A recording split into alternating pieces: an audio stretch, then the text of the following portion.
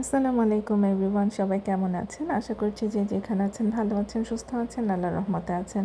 চলে এসেছি আজকে খুবই মজাদার, স্বাস্থ্যকর এবং সহজ একটা রান্নার রেসিপি, বুটের ডাল বা চনার ডাল দিয়ে বিফ লিভার।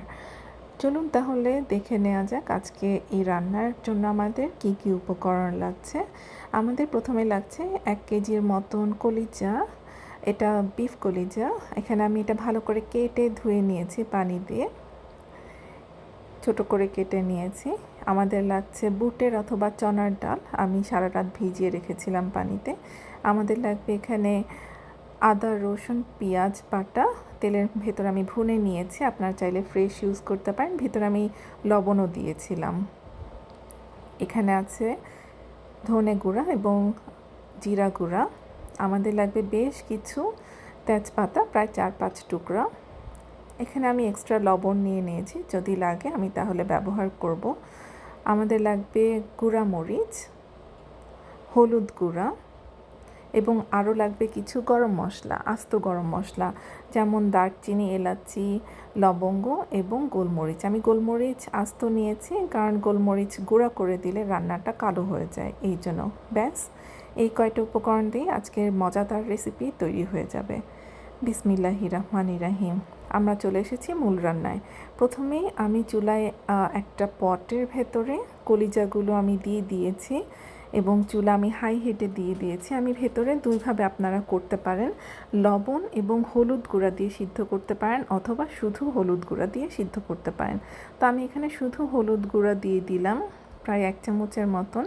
দিয়ে আমি ভেতরে একদম গরম পানি কেটলিতে আমি দিয়ে রেখেছিলাম আগে, সেই গরম পানিটা আমি পর্যাপ্ত পরিমাণে আমি কলিজাতে দিয়ে দেব। এমনভাবে দিব যাতে কলিজাগুলো সম্পূর্ণ ডুবে থাকে পানিতে, এভাবে।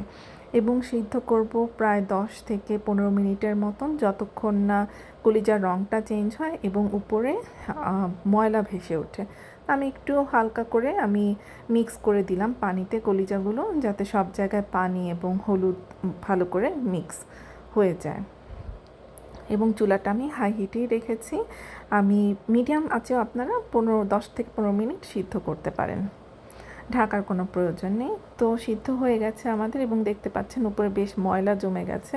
সেই ময়লাটা আপনার পানিটা ফেলে দিবেন, ময়লা পানিটা, এবং ভালো করে 2-3 বার ধুয়ে নেবেন কলিজা। তো ধোয়ার পরে দেখতে পাচ্ছেন ঠান্ডা হয়ে গেছে কলিজা। আমি একটা খালি বাটি নিয়ে নিয়েছি এবং পরবর্তীতে আরেকবার পরিষ্কার করার স্টেপটা আপনাদেরকে দেখিয়ে দিচ্ছি। দেখতে পাচ্ছেন কলিজার টুকরার এক পাশে কেমন একটা প্লাস্টিকের মতন একটা আস্তরণ আছে, সেটা আমরা একটু একটু করে তুলে ফেলব। আমি চাকুর সাহায্য নিয়েছি, এক পাশে হালকা করে একটু খোঁচা দিয়ে তুলে আমি টেনে ধরলাম, ব্যাস, এটা আস্তে আস্তে উঠে আসছিল। এরকম কিছু দেখবেন যে কুচকে আছে কিছু জায়গা, সেই জায়গাটা আপনারা কেটে ফেলে দিতে পারেন। তাই এরকম করে আমি এক এক করে ফেলে দিচ্ছিলাম এই আস্তরণটা। প্রত্যেকটা টুকরা আপনারা ধৈর্য ধরে এই ময়লার আস্তরণটা আপনারা ফেলে দিবেন। সব এটা একটা লেয়ার থাকে কলিজাটাকে হয়তো প্রোটেক্ট করার জন্য, আমি সঠিক জানি না, আপনারা জানলে অবশ্যই জানাবেন। তা আমি এভাবে করে পরিষ্কার করে নিচ্ছি একটা একটা করে। আর যেটা একটু কুচকে আছে বা পরিষ্কার করতে পারছিলাম না টেনে, সেটা আমি কেটে ফেলে দিচ্ছিলাম। তো এভাবে ধৈর্য নিয়ে আমি সম্পূর্ণ কলিজাগুলোই আমি পরিষ্কার করে ফেললাম। এবং এই যে আমি প্রায় শেষ পর্যায়ে চলে এসেছি। আমি ফাস্ট ফরওয়ার্ড করে দিয়েছি ভিডিও এবং আপনাদের সুবিধার্থে। তো হয়ে গেল, ব্যাস। আমি আর ধুবো না, ধোয়ার প্রয়োজন নেই কারণ অলরেডি আমি ধুয়ে নিয়েছি। তো মূল রান্না এখন চলে এসেছি। বিসমিল্লাহির রহমানির রহিম। চুলায় আমি একটা কড়াই দিয়ে ভেতরে আমি যে গরম মশলা, আস্ত গরম মশলা ছিল, সেগুলো আমি একটু হালকা টেলে নেব রান্নার আগে। দারচিনি, এলাচি, লবঙ্গ এবং গোলমরিচ আমি দিয়ে নিয়ে একটু টেলে নেব হালকা করে, যতক্ষণ না একটা সুন্দর মিষ্টি ঘ্রাণ আসছে। যখন হালকা একটু মিষ্টি ঘ্রাণ আসবে তখন আপনারা বুঝে ফেলবেন যে এটা টালা হয়ে গেছে। আপনারা মিডিয়াম আঁচে রেখেন চুলা, না হলে পুড়ে যেতে পারে। তো এই পর্যায়ে আমি তেজপাতা দিয়ে দিলাম। তেজপাতাগুলো আমি প্রায় 4-5টার মতো নিয়েছি। আমি হালকা করে একটু মুচড়ে নিলাম, যাতে তেজপাতার যে নির্যাস আছে সেটা যেন বের হয় রান্নার সময়। এই জন্য একটু মুচড়ে আমি ভেতরে দিয়ে দিলাম টালার জন্য। তো এটাও টালা হয়ে গেছে। আমি খুব বেশি সময় নিব না কারণ পুড়ে যেতে পারে এবং পুড়ে গেলে তখন রান্নার স্বাদটা চেঞ্জ হয়ে যাবে। তো তো এর ভেতরে আমি দিয়ে দিলাম আদা, রসুন, পেঁয়াজ এবং লবণ যে আমি ভুনে রেখেছিলাম তেলের ভেতরে, সেটা আমি দিয়ে দিলাম। এই পর্যায়ে আমি বাড়তি লবণ দিব না, না দেওয়ারই চেষ্টা করব, কারণ এখানে পর্যাপ্ত পরিমাণ লবণ আছে। প্রায় আমি এখানে আধা কাপের মতন দিয়েছি এই পেস্ট, এবং বাটিটা আমি গরম পানি দিয়ে ধুয়ে দিয়ে দিলাম। তা আমি এই যে গরম মশলাটা আমি একটু ভুনে নিচ্ছিলাম। এই ভুনা মশলায় আমি এটা বেশিক্ষণ ভোনার প্রয়োজন নেই, যেহেতু ভুনাই আছে। আপনারা চাইলে ফ্রেশ আদা রসুন বাটা দিতে পারেন, পেঁয়াজ বাটা এসব সবই দিতে পারেন ফ্রেশ, বাট একটু আগে করে রাখলে আপনাদের রান্নার সময়টা অনেক কমে আসবে। ভিতরে আমি দিয়ে দিলাম গুঁড়া মরিচ, হলুদ গুঁড়া দিয়ে, এরপরে আমি এটার ভেতরে দিয়ে দিব ধনে গুঁড়া, জিরা গুঁড়া, এবং দিয়ে আবার একটু ভালো করে মিক্স করে আমি এটা ভালো করে ভুনে নিব যতক্ষণ না কাঁচা গন্ধটা চলে যায় হলুদ মরিচের। তো ভেতরে আমি বেশ কয়েক ধাপে আমি পানি দিলাম যাতে পুড়ে না যায়। আমি মিডিয়াম আঁচে রেখেছি চুলা এবং রান্না করছিলাম, এটা ভুনে নিচ্ছিলাম। তো আমি সবসময় রান্নায় গরম পানি ব্যবহার করি, আপনারা সবসময় চেষ্টা করবেন গরম পানি ব্যবহার করতে, তাহলে রান্নার স্পিডও বেড়ে যায় এবং দেখা যায় যে রান্নার স্বাদটাও অনেক বেড়ে যায় অনেক গুণ। এই জন্য তো সবসময় হাতের কাছে আপনারা গরম পানি রাখবেন রান্নার সময়। এরপরে আমি যখন দেখলাম ভুনা মশলা থেকে তেল ছেড়ে গেছে, তার সেই পর্যায়ে আমি যে কলিজাগুলো পরিষ্কার করে রেখেছিলাম সেগুলো আমি দিয়ে দিলাম এবং ভালো করে মশলার সাথে মিক্স করে নিলাম।